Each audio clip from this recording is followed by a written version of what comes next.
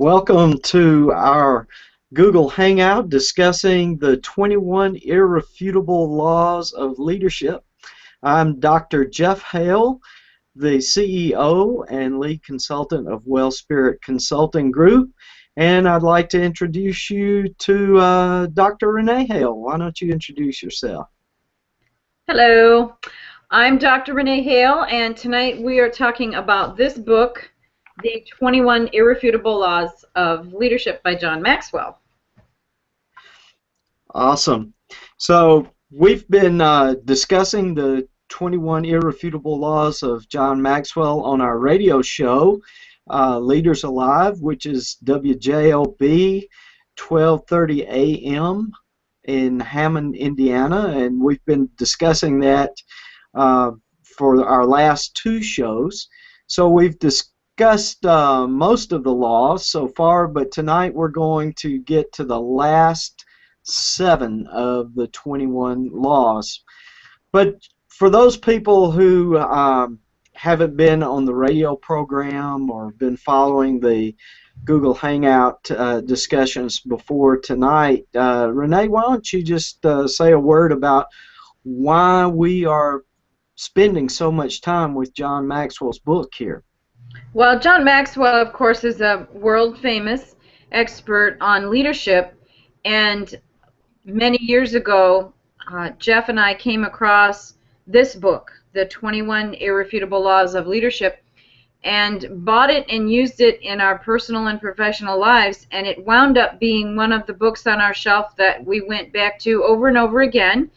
And along the course of getting to know John Maxwell's work, I took an online course called Developing the Leader Within You by John Maxwell, and that really was the course that spurred me further on to pursue my doctorate in strategic leadership. So the work of John Maxwell, his international reputation, and our experience with his work has just been, I would say, integral in not only our personal development, but our business development. Yep, that covers it right nicely. So let's just jump right on in. Tonight we're going to start with the law of the buy-in. And the law of the buy-in is simply this, that people buy into the leader and then they buy into the vision. So what you're saying is that people need to like you and trust you first before they're going to listen to what you have to say. Absolutely. And Maxwell says one of 4 things will happen. That when followers don't like the leader or the vision, that they will look for another leader. And that when followers don't like the leader, but they do like the vision, they will look for another leader. And then when followers like the leader, but they don't like the vision, then they change the vision. And then finally, when followers like the leader and the vision, they will get behind both of those. Can you think of any examples in your life, either positive or negative, Renee, where you've seen that law in action?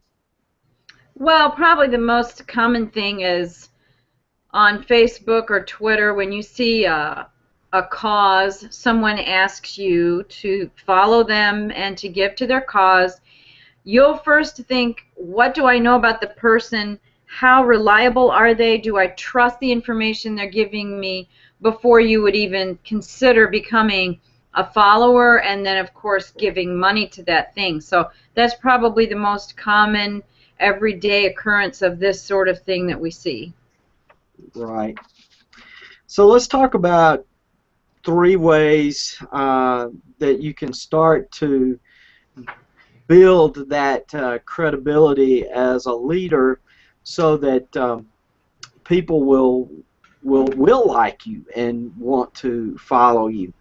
Well, the first step really is to craft a vision of where you want to take the organization or the team or whatever it is that you're leading, and to be very intentional about writing that vision statement out and then beginning to communicate that with a very confident and positive outlook, expressing a great deal of confidence that you can indeed not only share the vision, but share how we're going to get to that vision. And that's a great part of building credibility, is learning how to not only share the vision, but to share the steps of how we can actually accomplish this vision. And that's covered in a law that we talked about on the radio show today, the law of navigation. So you might want to go back and take another peek at that one as well. And then your team members must buy in to that vision. So it's a good thing to step back and really rate your team members on how well are they buying into the vision on a scale of 1 to 10, with 1 not being very good and 10 being totally sold out, so that you have a real good assessment of where you are as a leader in terms of having support for that vision. And then to think about some ways and put into action ways of building your personal credibility. Do you want to speak to that a minute, Renee? Points on building your personal credibility? Well, when you're talking about related to buy-in specifically, it's when you consistently communicate about the things that matter to your followers and that matter to the vision, and you keep saying the same things and they keep seeing that those things are true about you and about the cause or the vision that you are asking them to buy into. There are many facets to everything, from how it works to what it actually is, and what it'll take to get there. And when you start getting consistent feedback that they realize that what you're saying is credible, I mean, that word of mouth from there goes out. And then if you consistently keep up that kind of communication, I think that's just the best way to build your credibility. It's the face-to-face, getting the buy-in, and then the word of mouth from there. Yeah, it's building consistency between the message, your actions, and your character, wouldn't you say? Yeah, and also, you know, people make a big deal about having a good relationship with someone else, and then it becomes kind of a cliche. But I still think that's the main thing. How do you relate to other people? What kind of a relationship do you have? And has it been consistent? And does it show a character of honesty and trustworthiness? And does it show a character of wanting to be transparent in sharing information? Because those are the things that people seek in order to make a decision, hey, I trust this person or not. Yeah, and you really have to be willing to hold yourself to a higher standard. I think the leader has to really embody the vision and all the values that are behind the vision as well. If followers don't see that really in the leader, they lose confidence, don't you think? Right, but the thing is that nobody is perfect, and everybody's going to fall down on some point. So because of that, then you get into the transparency and honesty part, where Hmm. people are willing to say, you know what, I'm not perfect, but let's talk about this, and you know, apologies are always in order and appropriate, and then also restitution or reconciliation, whatever is needed. So I think along the way, we strive to embody those things, and when we fall down, then we admit that and we're very transparent, and even asking for help to get back up, and hopefully getting those people around us that can just help us in that way. Yeah, so what you're talking about there, I think, is what just being an authentic person. Right. And one of the things that really helps people buy into the vision too is just making sure that the people who are following you have the tools and resources that are necessary to accomplish the vision. Right, and that ties into one of the other laws we were talking about today on the radio, the law of empowerment. Right. So, making sure that the people that are working with you, that you are responsible for leading, have what they need to do the job. Absolutely.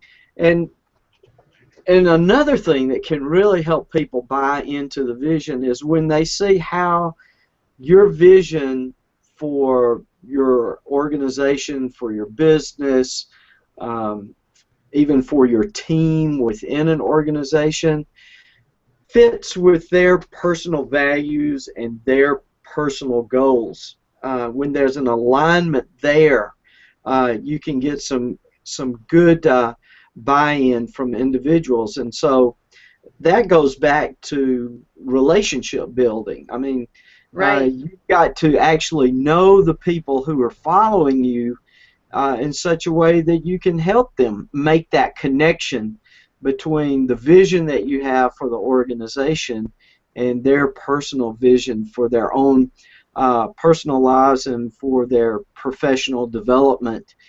And when we talk about professional development, Renee, how important do you think that is in helping people buy into the leader and also buy into the vision?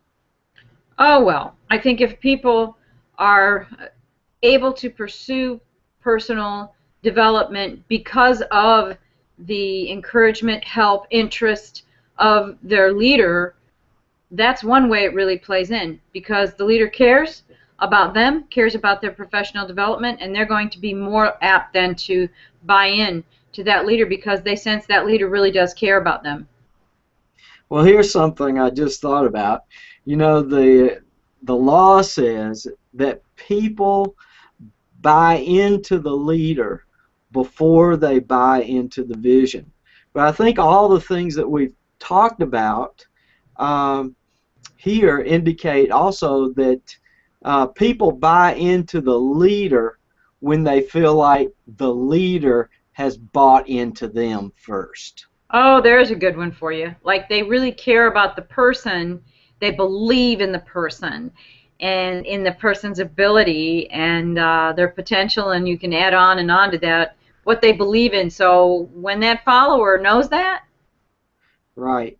it makes a huge difference. Yeah, it goes back to that saying, people don't care how much you know until they know how much you care. Right. It And when seems a so leader, cliche, but honestly, it's still the truth. It's still the truth after all these years. yeah. So to sum it up, I guess we could say, if you want to be a leader who will naturally draw people to buy into you and to your vision, you first have to buy into the people that you are leading and demonstrate genuine care and concern for them. Right. So let's wrap that one up and go on to the next law. Do you want to introduce that one, Renee? The law of victory. I like this one. Absolutely. Leaders find a way for the team to win. A lot of people say a great leader is someone who's good under pressure, and that is sometimes true, that people work the best under pressure. I think that I work fairly well under pressure, and I almost like the unpredictable. I know that's kind of weird, but I kind of do. But here is what this law says. Whatever is inside great leaders under pressure comes to the surface. So a great leader under pressure, like you assume this person's great or they've had a good track record and they find themselves once again under pressure. Whatever comes out, I mean, whatever's inside of them is going to come out under that pressure. So the best leaders feel compelled to rise to the challenge and do everything in their power to achieve victory for their people because, and I like this summary, because in their view, this is a great leader under pressure. In their view, the leadership is responsible. So ultimately, the buck stops with them. Losing is unacceptable. Creativity is essential. Quitting is unthinkable. Commitment is unquestionable. And victory is inevitable. That sounds like someone headed down the road for success to me. Absolutely. I'm trying to think of a time in my life where I've actually experienced that.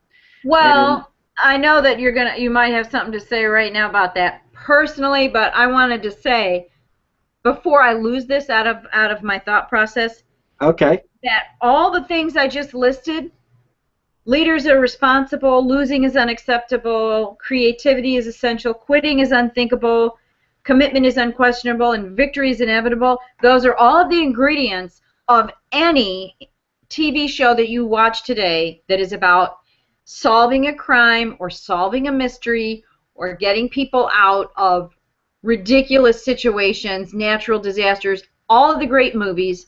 That's what the leaders do. So yeah, even if you don't experience it in real life, you can go to the movies, and the way that movies are made, they are made so that you can feel that you are almost the one that's actually doing all that. You can imagine yourself right there in it, and you're just moving right along with that main character who has all of these qualities, right? And then in the end, you get victory. Of course, that's only if it's an American film. If it's a French film, then everybody dies in the end and it's all over. So I don't know that that applies for French film, but anyway, American films, your great adventure things, and you think of the Indiana Jones movies and the even Star Wars and all of that. So I had to say that before it got out of my mind. yeah.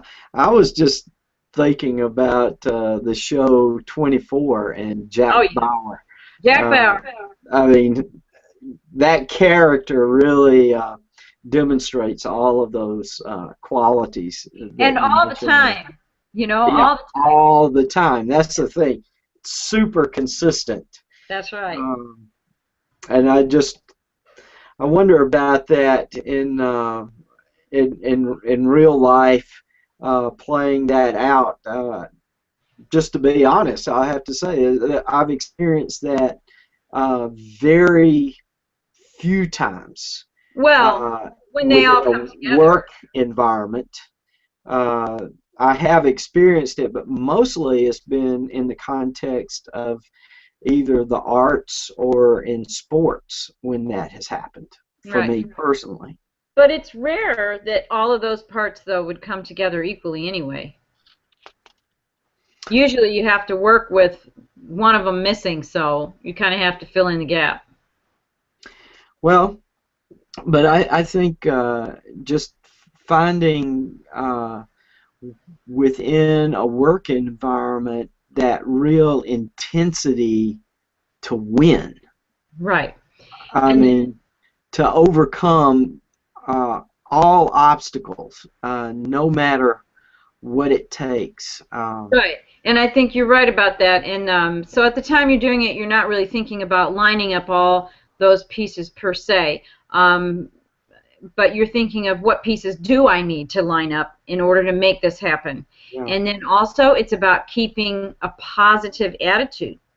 Because usually when you find yourself in a situation where you're determined to win or you're determined to have success, it Hmm. means that there are things trying to come against you that you have to contend with.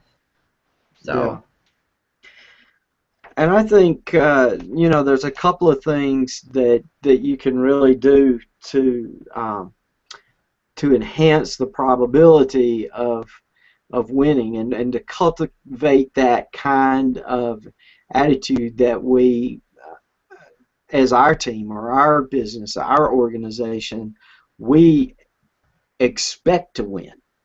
And I think that it starts first with the leader, and that first thing that you mentioned, Renee, that the leader absolutely must assume personal responsibility for the success of the business, for the success of the organization, or for the success of his or her team.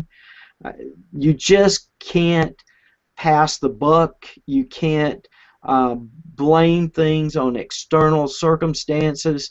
You have to own up, take personal responsibility for the success of that unit that you're leading. Yep. You have anything to comment on that? Or No, I think we can move on. yeah, uh, another thing that you can do is in building that culture where winning is almost inevitable, is to make sure that you have the right people on your team. I think you're right. Mhm. In choosing the right people for your team and being willing to say, well, after you have someone there and they're working with you, being willing to say, I don't think this is the best fit. I think the worst thing that happens, and probably one of the most common things, is that leaders don't want to face that decision, and then people end up staying in positions, possibly for a long, long time, that in the end are really hindering progress moving forward. So, Yeah.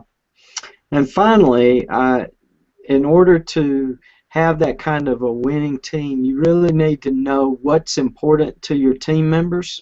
hmm And again, understanding of how what you're trying to do connects with their personal and professional goals, but also really talking with them one-on-one and informally to find out their understanding of the vision and the mission of your organization.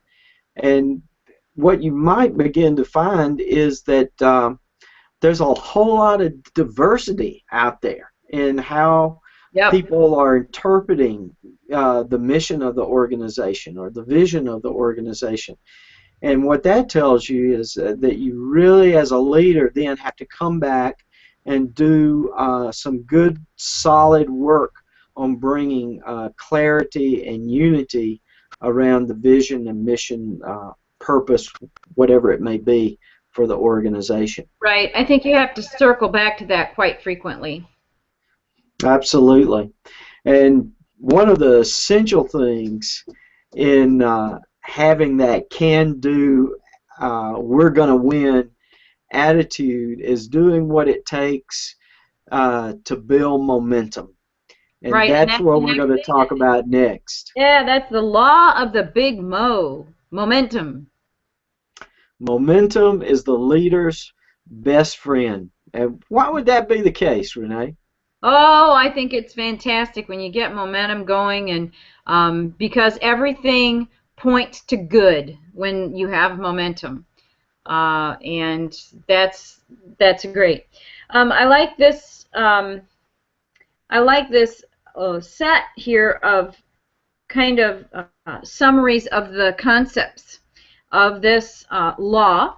And let me just share some of them with you. Again, this is from the John Maxwell 21 Irrefutable Laws of Leadership. It's a book that was written, I think it was 1998 the first time, right, Jeff? I think so, Yeah. 1998. So it's been around a while and it's been proven, test of time. Anyway, so law number 16, the law of the big Mo, momentum is a leader's best friend. First of all, momentum is the great exaggerator. It makes things look bigger than they really are. Success is exaggerated by momentum.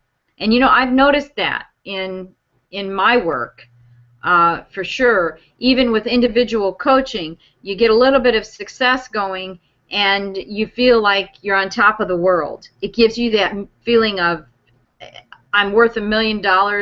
Here your client is feeling like they're worth $1 million.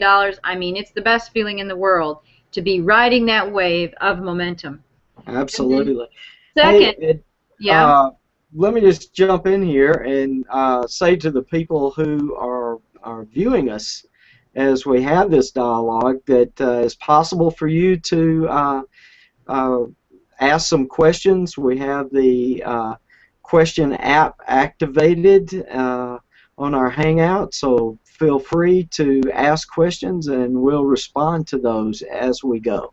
That's right. So anyway, secondly, momentum makes leaders look better than they are.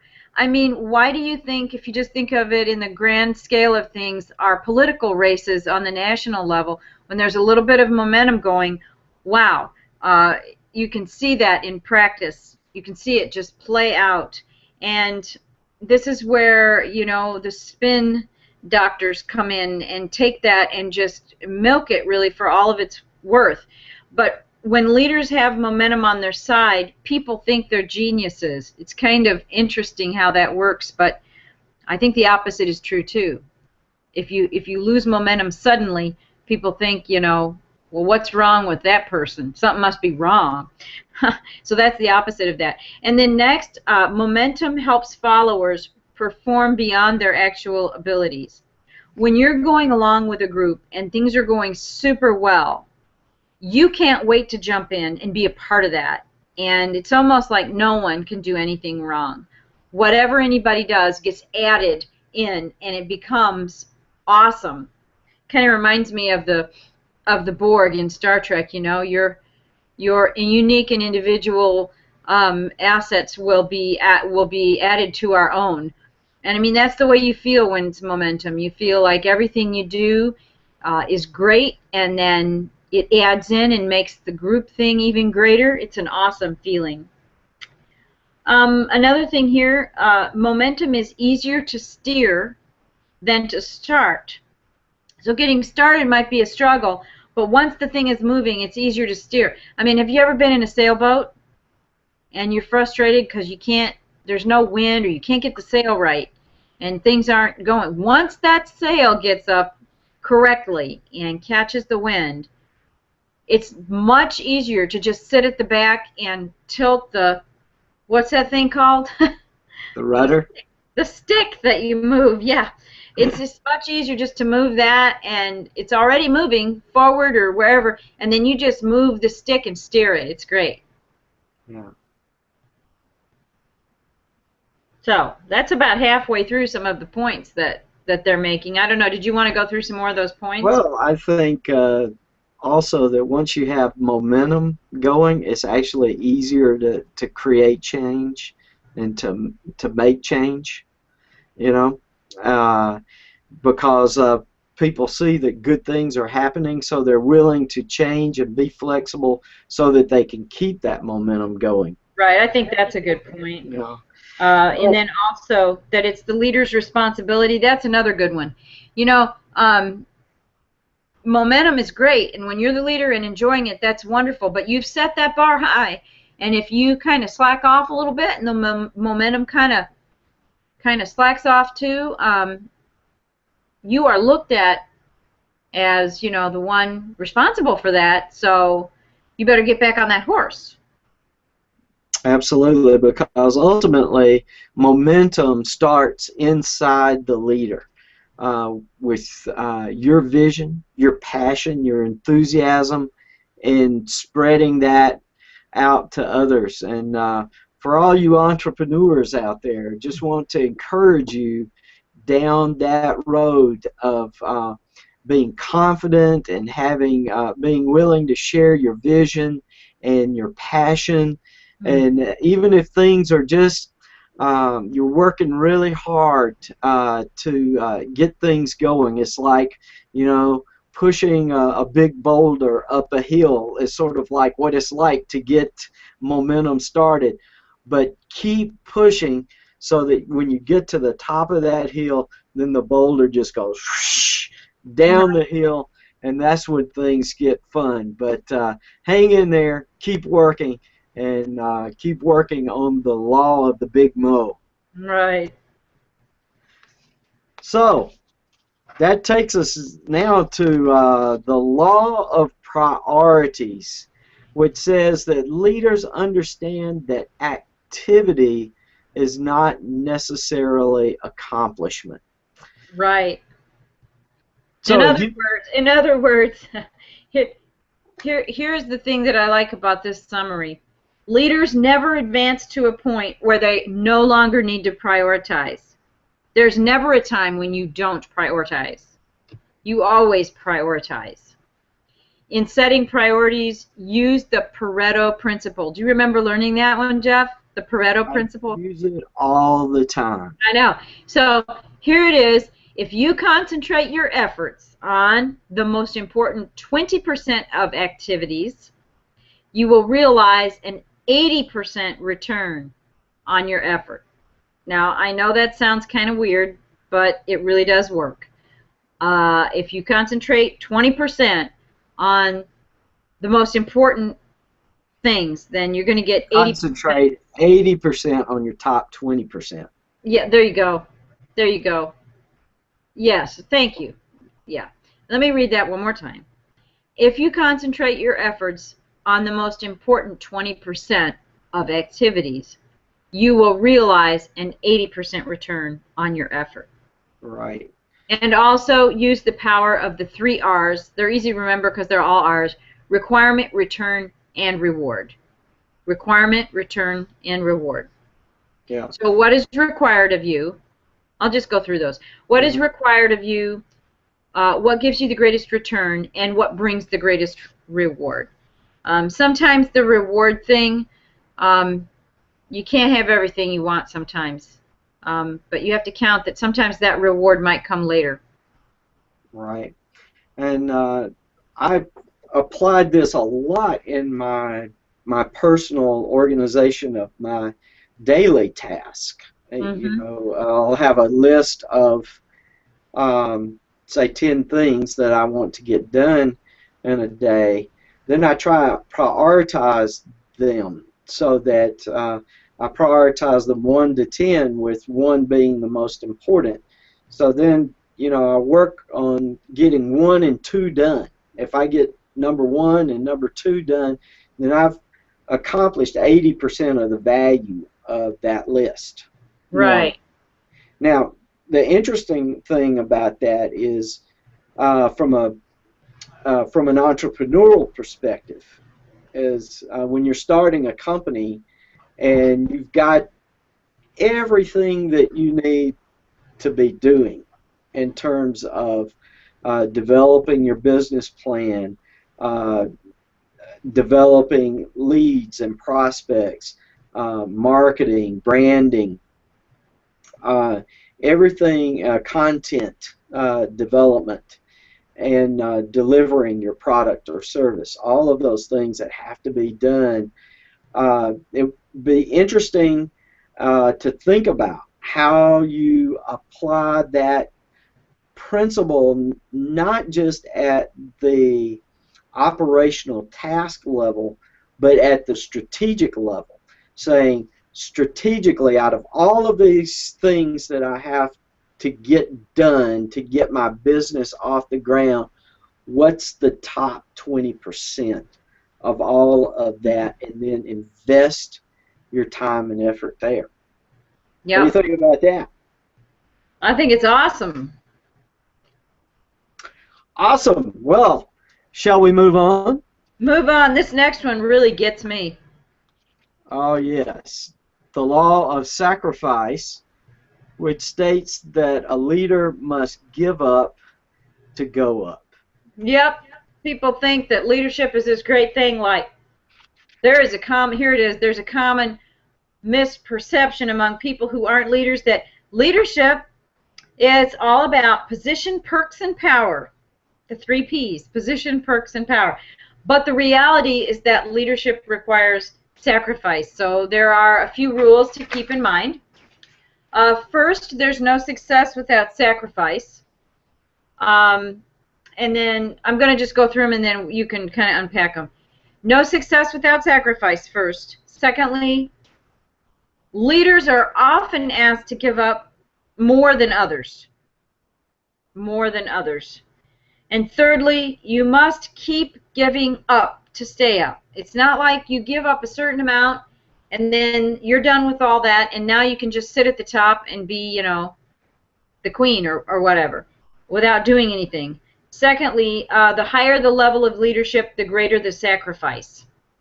So you want to go back now and kind of unpack those? Well, I'm just thinking about how that's lived out in our lives. I mean, there was a time where you and I, we both had a profession as professional musicians, and Yep. then uh, something that we really loved, and yet to increase the scope of our influence, uh, we took responsibilities that required us to move overseas, to work internationally, and then eventually to leave the music career behind completely. And that is really one. That's just one time that we've had to sacrifice, but we had to sacrifice a whole career there. Right. And one of our viewers has just noticed, actually Donnie. Hi, Donnie. Glad that you could drop in on us. And Donnie wrote that the Pareto principle is all about sacrifice. It sure is. Absolutely. I agree with that 100%. So thanks for bringing that to our attention, Donnie. And we're so delighted that you could join in with us tonight. And absolutely, because in order to do that top 20%, there's really you're making some sacrifice about the bottom 80%, and that Right. can seem overwhelming sometimes. Um, is there anything else you'd like to say about that? You know what? We could go on and on that one, but we Yeah, probably need to move on in order to get through everything. yeah. I guess I want to say, um, just underscore the fact that a leader never ever reaches a point where they can stop sacrificing. Uh, in order to, once you stop sacrificing, it means you've stopped progressing. And once you stop progressing, then you start regressing. And so if you want to keep the momentum going, what will be required of you as a leader will be to make some deep personal sacrifices or professional sacrifices sometimes in order to keep that momentum going. But in my own life, I can, without any doubt, say, without any regret, say, that when you do that, you know, there are a whole lot of rewards that come with it, both personally and professionally. That's been my experience. Would you Yeah, agree, Renee? I do. And one of the examples they give in the book is the sacrifice of getting more education, you know. It's hard for me to think of that as a sacrifice because I love learning and I always loved going to school, but I think about in the professional music scene, the hours that I spent in the practice room. I mean, you know, that's personal sacrifice because other people were out doing other things, but you know, that was my priority in order to be Hmm. really good, and that's what I had to do. Absolutely. The development of any competence, both personally and organizationally, requires that there's a price to be paid. Right. Yeah. So let's talk about the law of timing, which says when to lead is as important as what to do and where to go. So, Yeah. Renee, you want to say something about that? Yeah. Well, there are some things to think about with this one. First of all, timing can make the difference between success and failure. And when a leader makes a move, there's really four outcomes. He thinks there are four outcomes possible. I mean, he's kind of distilled it down to Mm. this. So the first possibility is that the wrong action at the wrong time leads to disaster. That's a no-brainer. The second possibility is that the right action at the wrong time brings resistance. So right action but wrong timing can bring resistance. The third possibility is that the wrong action at the right time is a mistake. So you're actually making a mistake when you have a great opportunity. You do something bogus at that good timing and you make a mistake. And then the fourth possibility is that the right action at the right moment results in success. And that's a great feeling, to make a decision and do that thing at that time in the right timing and have it work out right. Boy, it's a great feeling. It really is.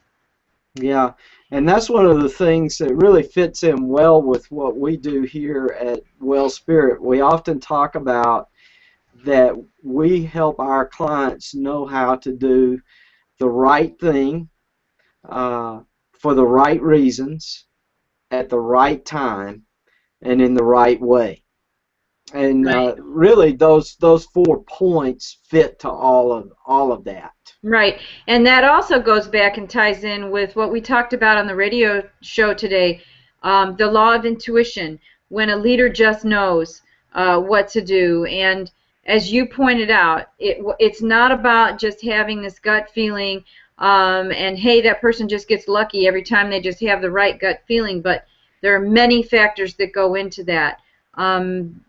They are taking in everything that's around them, observing, listening, perceiving, being readers of people and the situation, plus they're taking into account past experiences and skills, education. Everything comes to bear. Our brains are remarkable, wonderful things, and all of that comes to bear at one time and can really make the difference in timing on when you choose to do and say certain things that will bring about, the best result.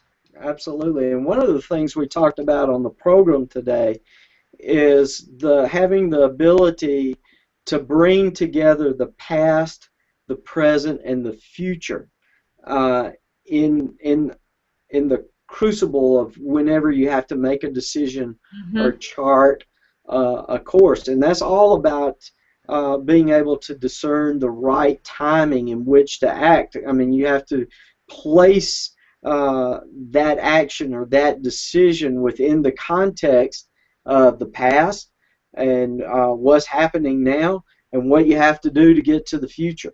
Exactly. That's a big picture view, and it's easy to get tied up in, an hour-to-hour schedule in your day and lose sight of that, especially if you have a lot on your schedule every day. Just looking at a week full of meetings and things scheduled out can wear you out, and then, you're not really having the time to think of that overall picture. But I think it's important. Hey, we're making decisions now for what's going to happen in the next hour, and maybe decisions in a meeting where your timing is important on bringing things to that group. That's true. It all can happen within the context of the now. But if you don't have, or at least I shouldn't say not all the time, you have to go back to be able to have it kind of in waiting back here and be able to go back to that big picture view regularly in order to recalibrate for the present.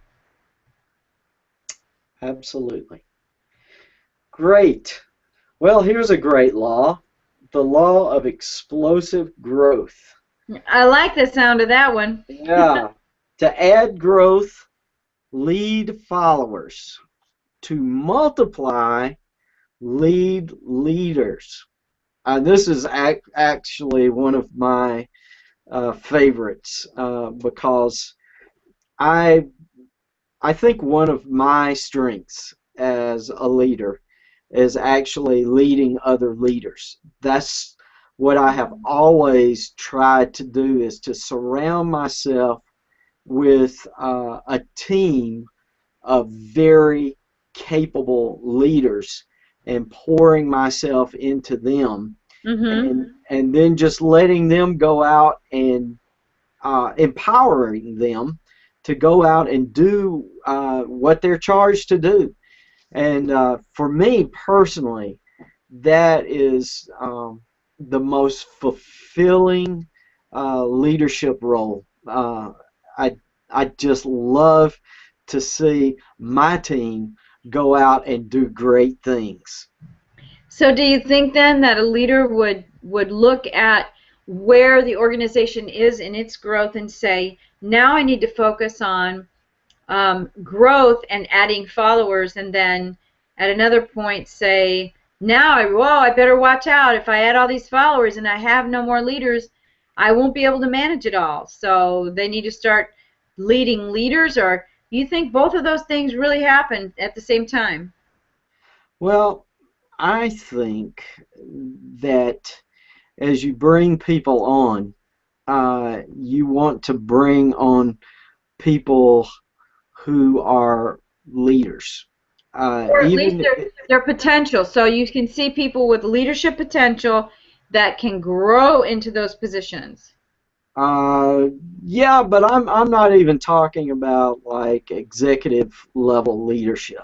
Okay. I'm talking about, let's say I'm hiring a receptionist. Okay. Well, I want my receptionist to be a leader within the sphere of her responsibility, I see what you're saying. or his responsibility, Mm-hmm. his or her. I just want a person that has that kind of leadership initiative and who Yep. will become the expert in that area, and in that area, as that receptionist relates to clients and customers, there may be times where I, as the CEO, actually need to follow that person's lead because of the touch they and understanding that they have with the customer. I think throughout the organization, you want to develop a culture and a mindset that everybody is a leader and everybody follows. Right. I think that's good. Yeah, and that's when things get really fun, uh, because then you're really empowering people to do their very best all the time. Plus, it's a lot of mutual respect going on, and that's always uplifting. Respect and trust, Yeah. you know. But Very. then that goes back to the hiring thing. You got to be really committed and to making really great hires and having a process in place to do that as Right. well. So, well, we're winding down here. That brings Uh, us actually to number 21. Number 21, the law of legacy. A leader's lasting value is measured by succession. So, if you desire to make an impact on future generations, then you start thinking about your legacy. So, uh, a leader at some point should be thinking about not just, okay, how do I lead well right here in the now, but how am I positioning my company, my business, my nonprofit organization, my team, my family, uh, to continue to prosper and do well uh, when I'm no longer there. And you know what? That doesn't mean necessarily when you die at No. all. It means when you're leaving that position for whatever reason, how are you going to leave it? Yeah, that's a concept that I really love, and that is that all leadership is a temporary trust. Uh, it doesn't matter what leadership position you hold. You will not hold that position forever. Now, Right. You might hold it for a long time. You might hold it from the day you start to work to the day you retire. But at some point, you're going to leave that position. And good leaders really think about what they leave behind. And, you know, if I'm leading an organization and when I step out of the picture, the organization falls apart, uh, it really says a lot about how I really wasn't a good leader Hmm. because I didn't build leadership into the organization who could take it to the next level. Right, but then I don't know. That's a really tough one because you can look at places that had really good leadership, and when the person left, for some reason, the people that were in the company or in the organization went back to a previous way that they were. Um, and not necessarily because it was you were a bad leader. Maybe you were a good leader and you tried to develop people and maybe they were developing as long as you were there. Then when Mm. you left, they just didn't have the fortitude, to keep doing it. Well, that's a good point. I mean, you can't control other people. Yeah, I mean, because you do the best you there's can, some but cultural factors there uh, that can kick in. I think, but I think what I'm trying to get at here though is that if you have an organization uh, where the whole organization has been built around the personality of the top leader. okay, now you're getting to it. Yes, I agree with that. If you build it around that person's personality, and so it can never exist except with them because it was built around them, Right. then that right there is, well, it's just dangerous for the company because that just doesn't stand the test of time. Yeah. Yeah. So, uh, so how do you go about uh, building a legacy? Oh, well, that's the 21st law. I think if you do all the 20 laws before that, you probably will have built a good legacy. What do you think? Hey, you know what? I think you're pretty. I think you're right. I think It, that's why 21 is where it is. But yeah, honestly, the thing that stands out to me about this one is passing the baton. So don't just work up until the time that you have to leave and then just leave. You need to make sure that you do pass the baton appropriately. Make every effort to leave things in place for the next people that are coming so that they can at least run the processes of the company or the organization, and then but with enough leeway to make it their own too as they move forward. So I would say, yeah, pass the baton well. yeah. And John Maxwell says, to surround yourself with people uh, that you trust and who have who are actually have greater potential than you do, who will be able to stand on your shoulders Right. uh, and do greater things than you did once you're gone. And I think that's probably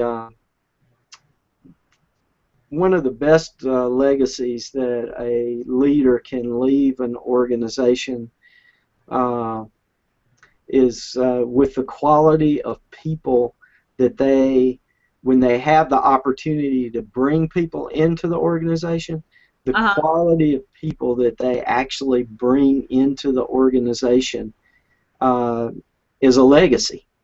Right. And that's been one of a very satisfying thing for me as I've been in positions where I've had the responsibility for hiring and to bring in people within the organization who are very high caliber people and who continue to build the organization and to add value to the organization in significant ways, even after I have left the organization.